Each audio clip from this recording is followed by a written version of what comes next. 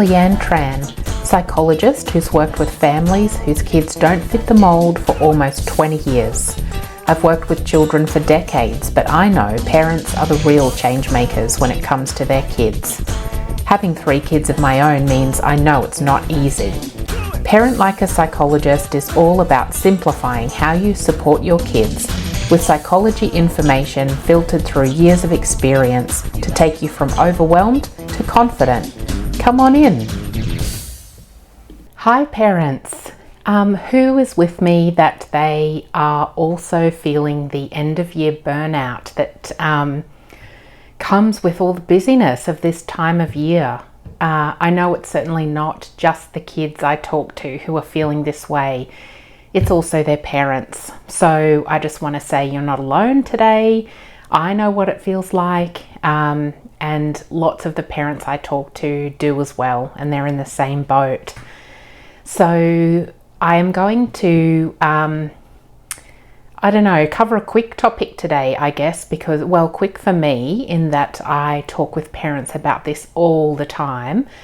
And so this is one that I could, a topic where I could share my knowledge with you without putting too much preparation time into it, because that's one of my strategies to manage my levels of stress and busyness this time of year, is to try to minimize the amount of extra stuff that I need to do, and the same for my family.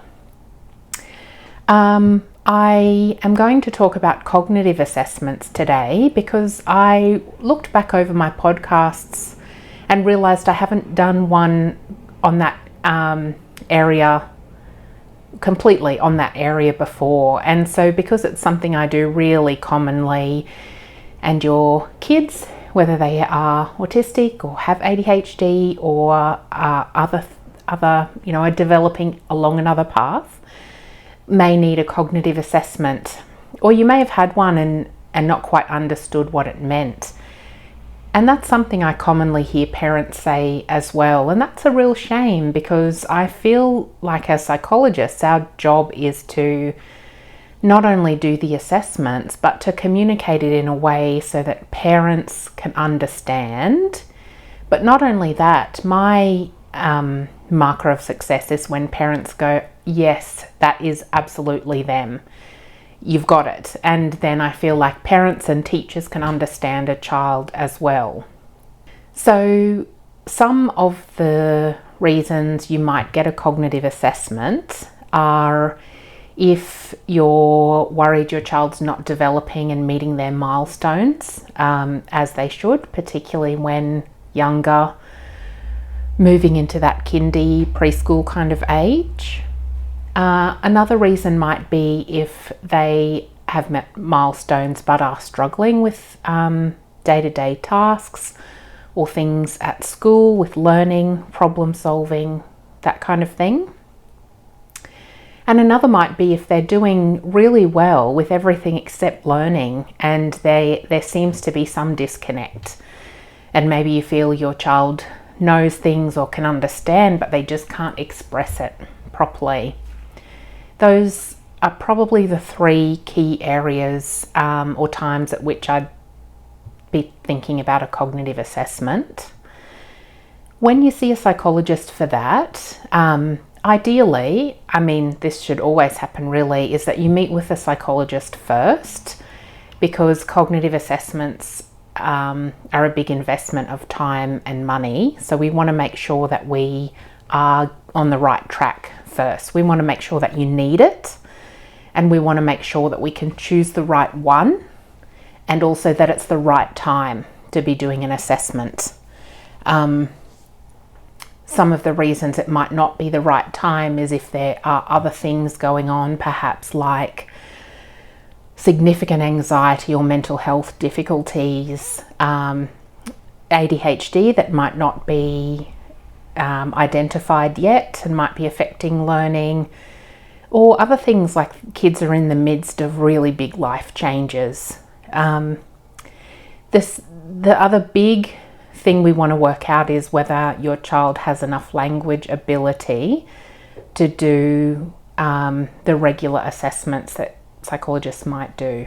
If not, that's okay. There are other assessments we do, but we're not going to be able to determine that without meeting your child first and reading through any reports you have, hearing from your teachers and what's happening at home.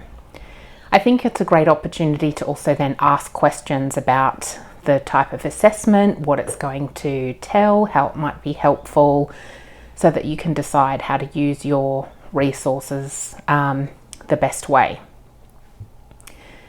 I want to talk today about one of the most common cognitive assessments that we do as psychologists, working with children that is, and it's called the WISC. You might have heard of this before. Often teachers refer to it and guidance officers at school. It stands for the Wechsler Intelligence Scale for Children, so WISC. And it's probably one of the most common assessments, and it does most things but not all things.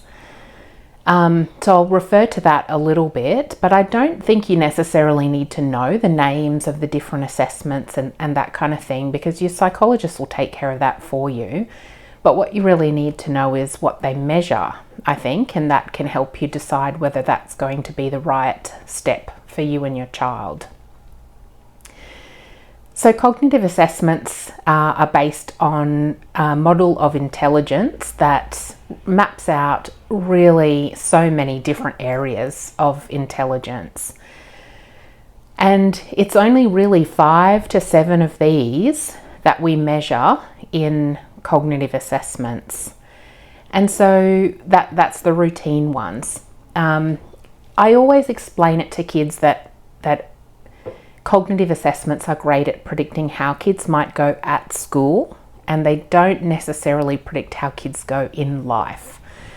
Because some of the things that we know are areas of intelligence, but that aren't measured by cognitive assessments, are things like knowledge in really specific areas.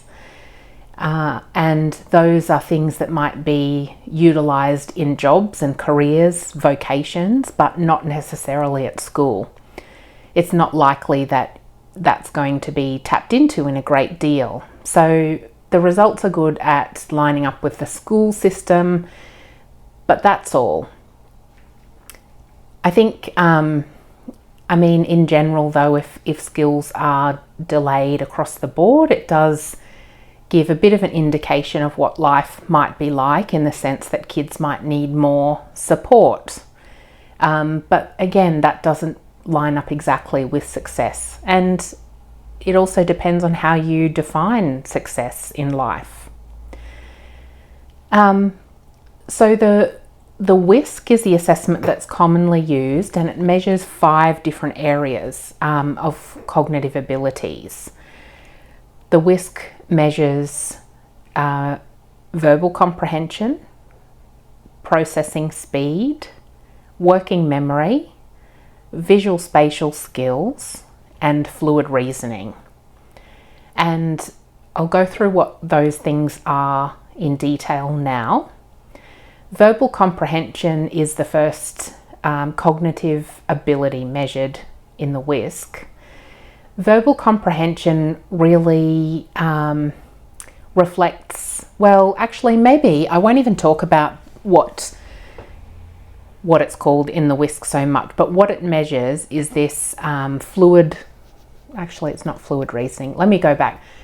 Verbal comprehension is what it's called in the WISC.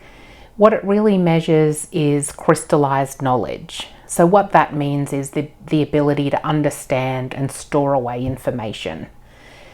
So some of the skills that reflects is things like vocabulary, being able to compare ideas verbally, so how things are similar.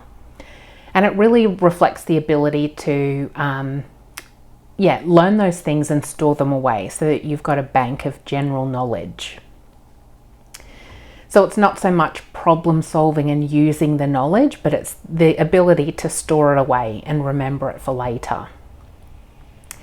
The second area I want to talk about is visual spatial skills. And that's an area that is about understanding things in a visual sense. So for example, things like distance between items, things like distance, time, and that kind of thing, weight, those differences. And that's a really good that's a really good skill for underlying things like geometry in high school. Beyond that, it might be for kids a bit about how to organise their work on the page, and I guess learn visually. So that's probably, it doesn't really, I was going to say it underlies maths, but not really. It's mostly geometry that is that visual spatial skills underlies. The next area to talk about is fluid reasoning, and that's the one that underlies maths more importantly. And fluid reasoning is essentially problem solving. So fluid reasoning measures the ability to take information that you've learned before, and to use it to solve a new problem that you're facing. And if you think about it, that's a skill that's used every single time kids do a test or assessment. They need to use that skill of taking what they've learned before and applying it to the current problem. So sometimes kids, if they have difficulty with this, might need problem solving techniques taught to them, and have them learn ways to think about a situation and analyze it so that they can solve problems.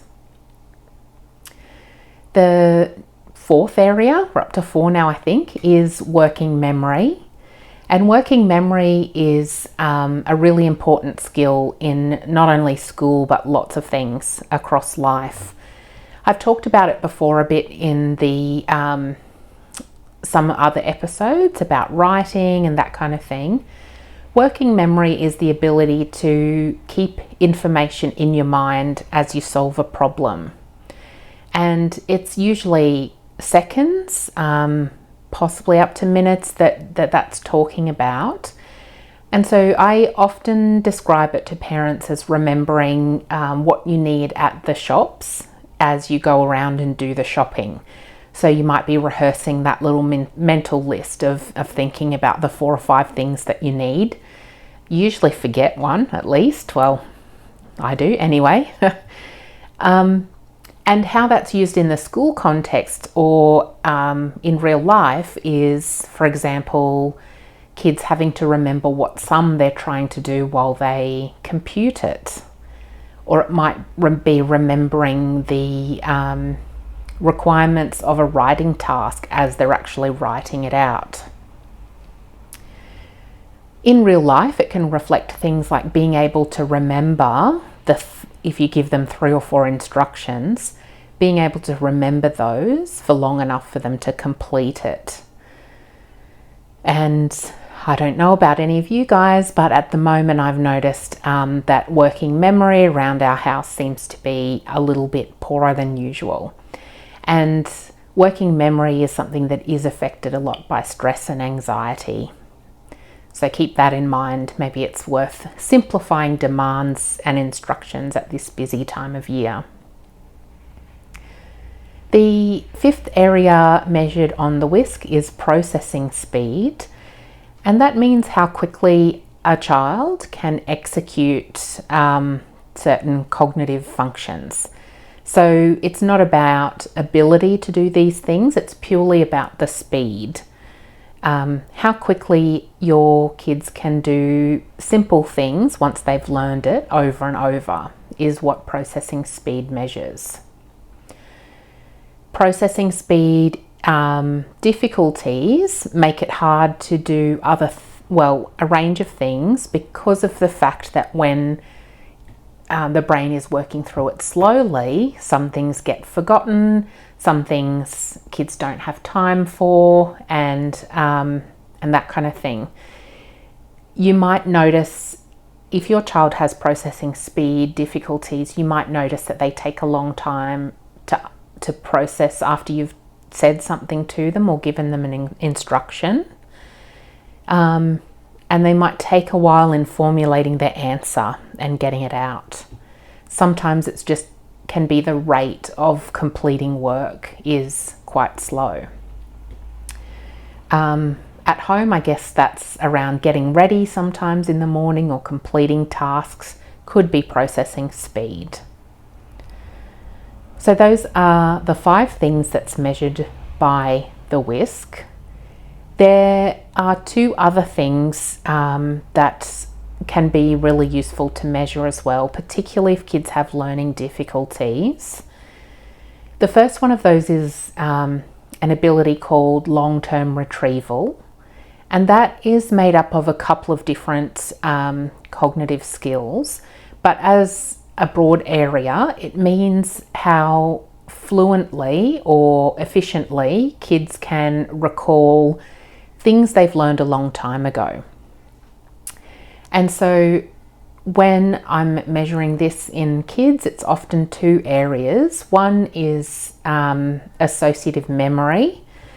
And so that is how quickly kids can associate 2 things together and remember them. And that's important for learning because we need to be able to recall things we've learned before and hang the new knowledge onto that old learning. The other area that is common to look into is called naming facility, and that really means how quickly kids can name things. And that's important because often we as educational psychologists are looking at it in the context of naming letters, and speech pathologists too often are looking at it in terms of recalling those letter sound combinations as well, because those things really play a vital role in learning to read and to spell. So that's why those things are really important. The final area is a cognitive ability called auditory processing. And this, from a psychology lens, is a little bit different to the process of hearing, which audiologists may complete assessments for. But from the cognitive lens, auditory processing is the ability to take in, manipulate, which means use, and produce sounds. And so that is a vital part of the way kids are taught to read these days, which is through phonics and matching up sounds with letters and that kind of thing. So it's important that we do that as well rather than just the whisk, because we've got to understand all of these areas, because learning challenges and difficulties usually correspond to an area of difficulty in a cognitive area or skill. So it means that by understanding the underlying difficulty, we can make recommendations that are much more aligned to what your child needs. So that's like a whirlwind tour of the brain, I think. So to summarize the important parts, I think it's important to know for kids that learning and school results are one thing, but it doesn't always equate success in life. We look at the range of different cognitive areas to understand a child's pattern of strengths and if there are any potential areas of difficulty, because supporting those areas of difficulty is going to make school a lot better. There's generally, we see these abilities as not so much fixed, but fairly stable or innate, so that there's not so much we can do to improve those things. They may improve over time with exposure to school and just learning in general. But it's better, I find, to recommend things that are going to support our kids rather than to overload them with extra expectations of learning and catching up to others. When I'm explaining cognitive abilities to kids, I always say that there are a range of abilities, and everybody has a different kind of level of ability. And so most of us as humans will be in the average range in the middle here. So there's a big spike in the middle where most of us sit. Some people will be along one end, which means that learning is quite easy for them.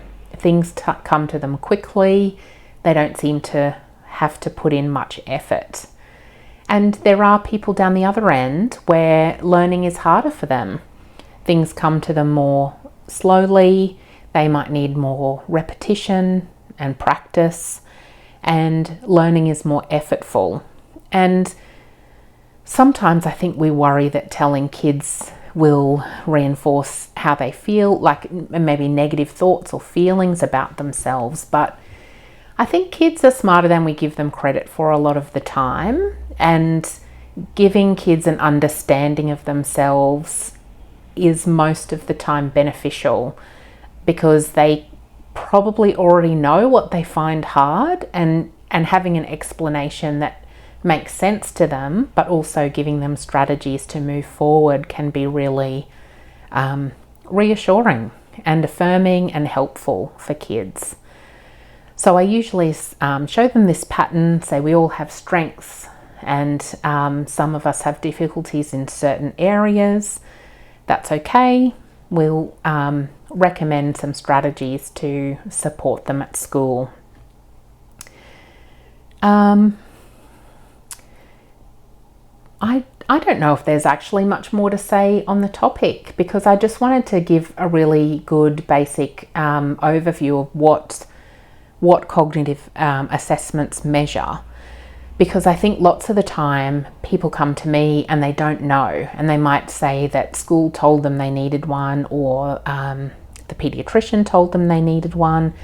They don't know what it is and they're really unsure. So hopefully by giving an explanation for you about what they are and what they measure, gives you the information to understand it yourself and then share it with your child, so that they know what to expect and what to prepare for. The nonverbal assessments I talked about earlier measure the similar kinds of cognitive areas, except obviously the one about verbal skills, because we already know that's an area of difficulty, and usually those skills have been measured by a speech pathologist already. So then cognitive assessments can be completed without the use of language, and then interpreted or understood in the context of the language assessments, or side by side of them. And so the one that I use most commonly is called the UNIT. It's the Universal Nonverbal Intelligence Test, I think. And this one's done completely by gesture alone. So there's no language used in the administration of the test. And that means that children's difficulties with understanding language is not going to impact their performance. So it measures similar areas I've talked to before, so that fluid reasoning, kind of like the problem solving, quantitative or measurement skills, and some memory as well, but not with use of language. So it's a really great option to have for kids when we don't think they've got enough language skills to be able to do other assessments. So same kind of areas, but just different tests to do it. And there are other tests that measure things similar to the WISC as well. That's the bit you can leave to your psychologist, but I think understanding what assessments measure and how we use them is really important. So if you have any questions on any of those particular areas, please let me know, because I'm happy to dive deeper into any of those. Because my podcast is new, I think I'm doing lots of the broad areas, but eventually may get into more detail if that's what parents are interested in, about specific things. So do let me know, and you'll be helping me out to plan the topics I might be covering next year. That's because I'm planning, gosh, I lost all my words then. That's because over the next few weeks and the school holidays, I'm planning to do a few shorter episodes that will be designed about how you can practically manage things in the school holidays. So the episodes will be shorter because, let's face it, all of us have less time in the school holidays. Unless you're a teacher, maybe. And I think practical things are more helpful when you can actually use and implement week to week. So that's what I'll be focusing on over the next 2 months or so, and then look forward to getting into more in-depth, chewy, more, what's the right word? Probably like dense or richer, like not difficult, but more complex topics. That's probably the best word. So hang in there over the summer, and then I'll be back next year, and let me know any questions you might have. Thanks so much for joining in again. Thanks for listening to this episode of Parent Like a Psychologist. If you found it helpful, please share on Instagram so other parents can benefit too, and tag me at Leanne Tran Psychology so that I can say a big thank you. Head over to leannetran.com.au to join the village for bite-sized psychology tips straight to your inbox. I really hope this podcast has brought a new perspective and you a step closer towards a calm parent and a thriving child. Have a delightful day.